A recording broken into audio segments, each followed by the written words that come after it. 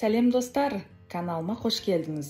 Бүгін сіздерге оңай әрі тез жасалатын түрік халқының ең жақсы көріп жейтін картоп салатының рецептін бергім келіп тұр.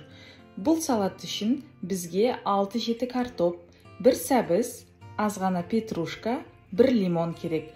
Әрі дәмге қарай тұз, зәйтін майы, анар соусы.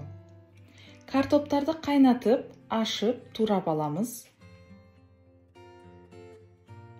Адам санына қарай картопты көбейтуге немесе азайтуға болады.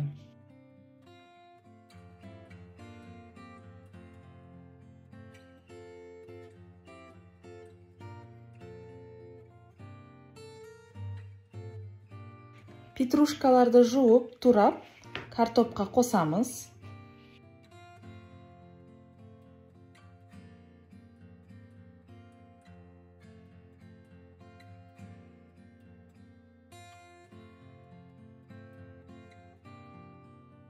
Сәбізді ашып, жуып, теркадан өткізіп, картопқа қосамыз. Лимонымызды сығамыз. Тұз, 3 қасық зәйтін майымыз, 3 қасық анар соусын қосып араластырамыз.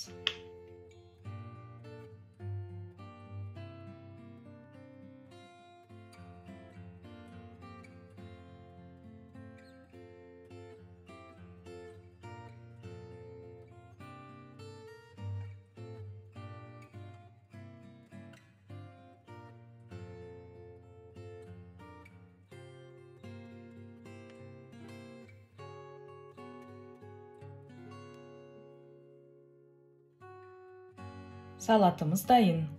Қаласаңыз, укроп, китайская капуста сияқты басқа да жасылдықтар қоссаңыз болады. Түріктердің картоп салатын жасап жейтіндерге қазірден ас болсын.